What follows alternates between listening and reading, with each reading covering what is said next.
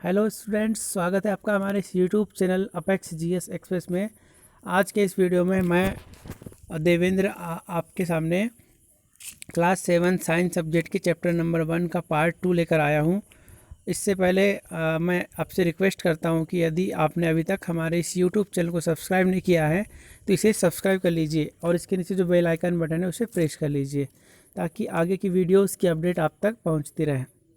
तो आज हम इस वीडियो में बात करने वाले हैं प्रकाश संश्लेषण की। ओके, लास्ट वीडियो में हमने मृतोपजीवी विषमपोषी, समपोषी और पोषक पदार्थों के बारे में डिस्कस किया था। इसके आगे के पार्ट को हम कवर करते हुए अब डिस्कस करने वाले हैं प्रकाश संश्लेषण, फोटोसिंथेसिस की।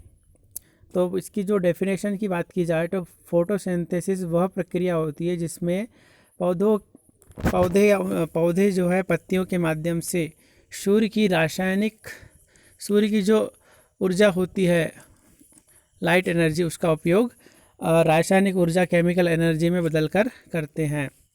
तो इस प्रकार प्रकाश संश्लेषण में पौधे जो हैं क्लोरोफिल की सहायता से, क्लोरोफिल जो कि पत्तियों में पाया जाता है, उस क्लोरोफिल की सहायता से और कार्बन डाइऑक्साइड जो है वायुमंडल की कार्बन डाइऑक्साइड का उपयोग करके और सूर्य के प्रकाश की उपस्थिति में ऑक्सीजन गैस निर्मित करते हैं और ऊर्जा का निर्माण करते हैं। ये ऊर्जा जो है ग्लूकोज के रूप में उत्पन्न होती है। तो इस प्रकार प्रकाश संश्लेषण में क्लोरोफिल, सूर्य के प्रकाश, कार्बन डाइऑक्साइड और जल, इन 4 चीज़ों की आवश्यकता होती है।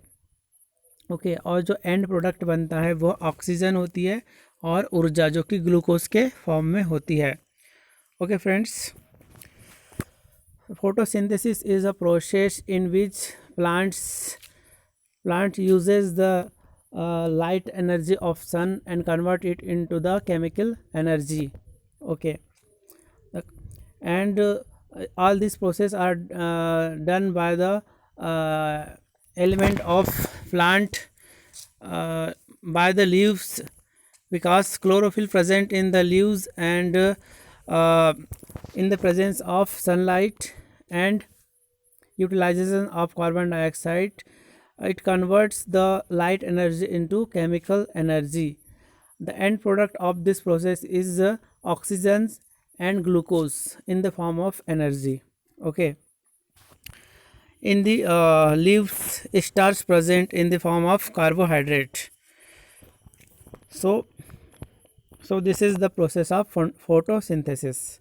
ओके फ्रेंड्स, इस फोटोसिंथेसिस का जो इक्वेशन है, समीकरण है, वह इस प्रकार है: 6CO2 + 12H2O + sunlight equals to 6C6H12O6, which is called the glucose, and O2 means oxygen.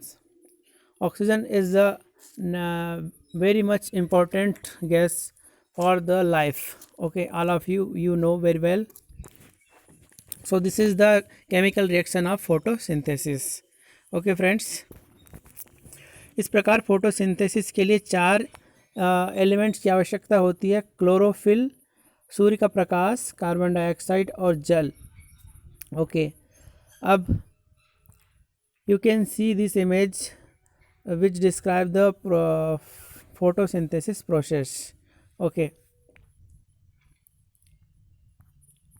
now necessary elements for the photosynthesis. Earlier we have discussed these are the chlorophyll, sunlight, carbon dioxide and water. Okay, so all these 4 elements are necessary for the photosynthesis process. प्रकाश संश्लेषण के लिए इन 4 अवयवों का होना अनिवार्य है, जिनमें chlorophyll जो कि पत्तियों में पाया जाता है, सूर्य का प्रकाश, कार्बन डाइऑक्साइड और जल। क्लोरोफिल का कार्य है यह पत्तियों को सूर्य के प्रकाश का अवशोषित करने में मदद करता है और प्रकाश संश्लेषण के बाद निर्मित होने वाले उत्पाद हैं ऑक्सीजन और starch. The end product of the photosynthesis are the oxygen and starch in the form of carbohydrate. Okay friends, now the function of chlorophyll is to help the leaves for the absorption of sun and sunlight. Okay, chlorophyll का कार्य है सूर्य के प्रकाश की ऊर्जा का संग्रहण करने में पत्तियों की मदद करना, ये फंक्शन है क्लोरोफिल का। अब नेक्स्ट जो एलिमेंट है पत्तियाँ, पत्तियों में छोटे छोटे रंध्र या छिद्र पाए जाते हैं, इनके द्वारा वायुमंडल में जो कार्बन डाइऑक्साइड गैस होती है ये पत्तियों में प्रवेश करती है। The function of leaves is to absorbs carbon dioxide from the atmosphere by the help of small pores. Okay, now you can see this image for the cross section of leaves. Okay, पत्तियों का cross section आप देख सकते हैं, ये है पत्तियों का cross section. Okay, stomata are called the pores, okay, in which the CO2 enter into the leaves. Now the third element is the water, जल। जल मृदा में उपस्थित होता है और इसी जल का एब्जॉर्प्शन जो है अवशोषण जड़ के द्वारा, पौधों की जड़ों के द्वारा इसी जल का अवशोषण किया जाता है और तनों जड़ के अवशोषित होने के बाद ये तनों के माध्यम से पत्तियों तक पहुंचाया जाता है। तो water present in the soil which absorbed by the root of the plant and then it transport to the leaves by the help of stem. Okay, then fourth element is sunlight. Okay, all of you know. So these are the photosynthesis process. By the photosynthesis process, leaves made food for the plants and other organisms. Okay, last video में हमने discuss किया था कि जो विषमपोषी जीव है जो अपना भोजन का निर्माण स्वयं नहीं करते, जैसे कि मनुष्य एंड जो भी दूसरे जीव जंतु हैं, वो किस पर डिपेंड होते हैं, पौधे प्लांट्स पर डिपेंड होते हैं। Okay friends, so this is the photosynthesis process. So आपको ये जो एलिमेंट्स है इसके फोटोसिंथेसिस के लिए क्या क्या होने आवश्यक है, ये आप माइंड में रखेंगे। क्लोरोफिल, सूर्य का प्रकाश, कार्बन डाइऑक्साइड और जल। Okay, and the end product is glucose and oxygen. Okay friends,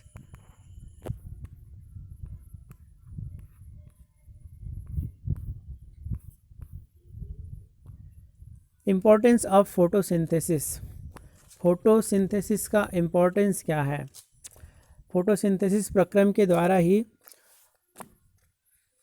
श्वसन का जो साइकिल है उसे हम मेंटेन करते हैं। Okay, all the animals which produce carbon dioxide are received by the plants and convert this CO2 in the form of end product of oxygen, and this oxygen is again received by the animals and this cycle is going on. Okay, इस प्रकार जो मनुष्य और जीव जंतु carbon dioxide को उत्पन्न करते हैं, उसी कार्बन डाइऑक्साइड को पेड़ पौधे अपने अंदर लेते हैं फोटोसिंथेसिस प्रक्रम के दौरान, और फोटोसिंथेसिस करके वे ऑक्सीजन उत्पन्न करते हैं। उसी ऑक्सीजन को हम जीव जंतु है फिर से ग्रहण करते हैं। इस प्रकार यह साइकिल बना रहता है। So this is the importance of photosynthesis. अब बात करते हैं शैवाल की, algae. These are the micro organism which mostly present in the moisture. Okay, इन नमी वाले क्षेत्रों में उगते हैं।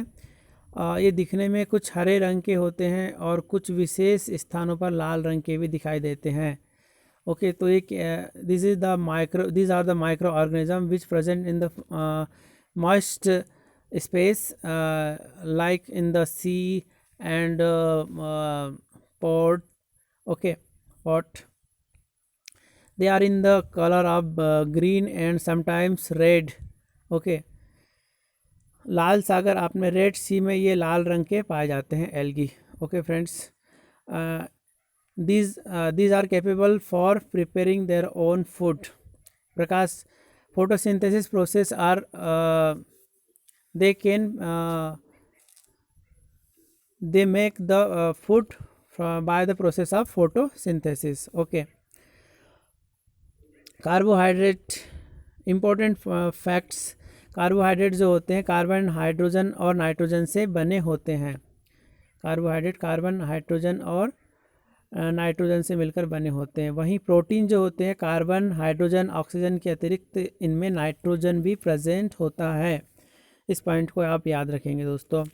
तो प्रोटीन, पौधों को प्रोटीन निर्माण करने के लिए नाइट्रोजन की भी आवश्यकता होती है।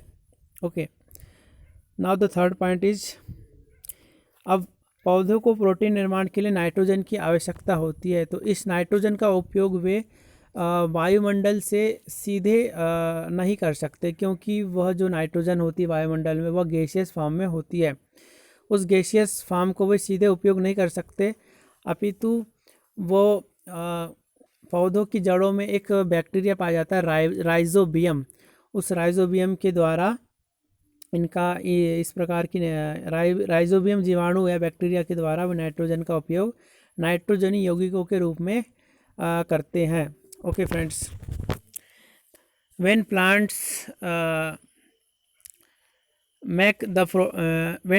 Making the protein they require the nitrogen, so the fulfillment of the nitrogen is by the bacteria called rhizobium. Okay, by the use of rhizobium they utilize nitrogen, okay, in the form of nitrogen compound. Okay, now the next topic, carnivorous plant, कीट भक्षी पौधे या पादप, या कुछ इसे दूसरा नाम भी दिया गया है मांसाहारी पौधे। ओके, बहुत सारे वनस्पतियां पाई जाती है इस पृथ्वी पर। इसमें कुछ पादप या कुछ पौधे ऐसे भी होते हैं जो कीड़ों को पकड़कर खाते हैं। सुनने में काफ़ी आश्चर्यजनक लगता है, किंतु यह सत्य है। इस प्रकार के पौधों को वो कहा जाता है कीट भक्षी पौधे। Okay, some plants which absorbs food in absorbs insects in the form of food, they are called the carnivorous plant. Okay, इस प्रकार के पौधे जो होते हैं इंसेक्ट्स को खाते हैं और इनकी संरचना भी कुछ विशेष प्रकार की होती है। इनकी संरचना इस प्रकार से होती है कि इनकी जो पौधों की पत्तियां हैं काफ़ी मुड़ी हुई होती है, जो कि एक घड़े के समान, पॉट के समान दिखाई देती है। ओके, तो इस घड़े में जो है इंसेक्ट्स को वो अपनी सुगंध के द्वारा आकर्षित करते हैं, और जब कीड़े या इंसेक्ट्स इन घड़ों में, पॉट में एंटर करते हैं, तो वह जो है घड़े का जो है कैप जो है ढक्कन क्लोज हो जाता है, और इस प्रकार इंसेक्ट्स जो है उस घड़े में प्रवेश कर जाते हैं, और उस घड़े नुमा पत्तियों में कुछ विशेष प्रकार के एंजाइम होते हैं जो इन कीटों को पचाने में मदद करते हैं। इस प्रकार के पौधों को पिचर पादप या कार्निवोरस प्लांट कहते हैं। Okay, some plants are specific in the special form. Their leaves are in the form of pot, so they are the specific purpose. When this pot attract the insect, and when insect enter into the pot, its cap will be closed. Then this insect will be digested by the specific enzymes present in this pot. Okay, so this type of plant absorbs insect and in the form of their food. These are called the carnivorous plant. Okay friends, example of these plants are Venus flytrap and sanddew. Okay, तो इस प्रकार के पौधों के उदाहरण है Venus flytrap और सैंड्यू। इसके चित्र को आप देखकर समझ सकते हैं। Picture shows about the carnivorous plant. Okay, ये आप देख सकते हैं दोस्तों। Now the topic next topic is symbiotic relationship, सहजीवी संबंध। कुछ जीव ऐसे होते हैं जो साथ में रहते हुए अपनी आवश्यकताओं की पूर्ति करते हैं। इस प्रकार इन जीवों को सहजीवी कहते हैं और इस प्रकार इनके आपस में संबंधों को सहजीवी संबंध कहा जाता है। ये अपनी आवश्यकताएं जैसे कि आवास और भोजन की पूर्ति एक दूसरे से करते हैं। इन जीवों को सहजीव कहते हैं और इस प्रकार इनके बीच के संबंध को सहजीवी संबंध कहते हैं। Some organisms which there are some organisms which live together and fulfill their requirement like residence and nutrition. Okay, so this type of organisms are called symbiotic and this type of relation is called the symbiotic relationship. Okay, तो इस प्रकार जैसे इसका उदाहरण देखा जाए तो lichen और राइजोबियम दो इसके एग्जाम्पल्स हैं। लाइकेन में दो स्पेसिफिक ऑर्गेनिजम्स होते हैं, कवक और शैवाल, फंगस एंड एल्गी। ओके, जो कवक होते हैं ये एल्गी को आश्रय देते हैं, रेसिडेंस प्रोवाइड करते हैं, और वहीं जो एल्गी है वो कवक के लिए फूड प्रोवाइड करते हैं। Okay friends, so both are fulfill their requirement, okay, and live together. This type of relationship is called symbiotic relationship. The other example is rhizobium. You can see this picture about lichen. Okay, how the rhizobium relationship are called the symbiotic. Lichen, okay, you can see this type of this image of fungus, okay, जिसे mushroom कहा जाता है। ये आप कवक जो mushroom की image देख सकते हैं, मशरूम, और ये शैवाल की इमेज भी आप देख सकते हैं। Okay okay, now the rhizobium is an bacteria which present in the root of the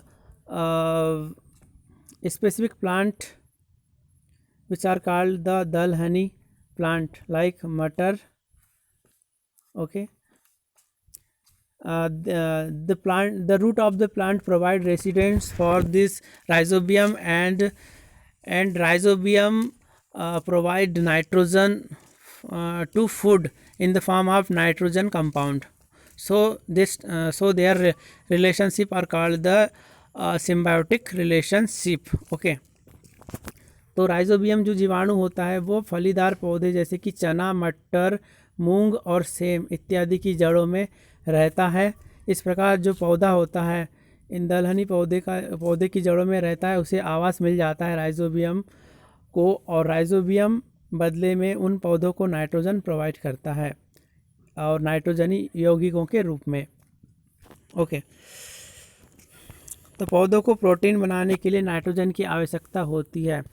okay, और we have earlier discussed that the nitrogen is required for the synthesis of protein.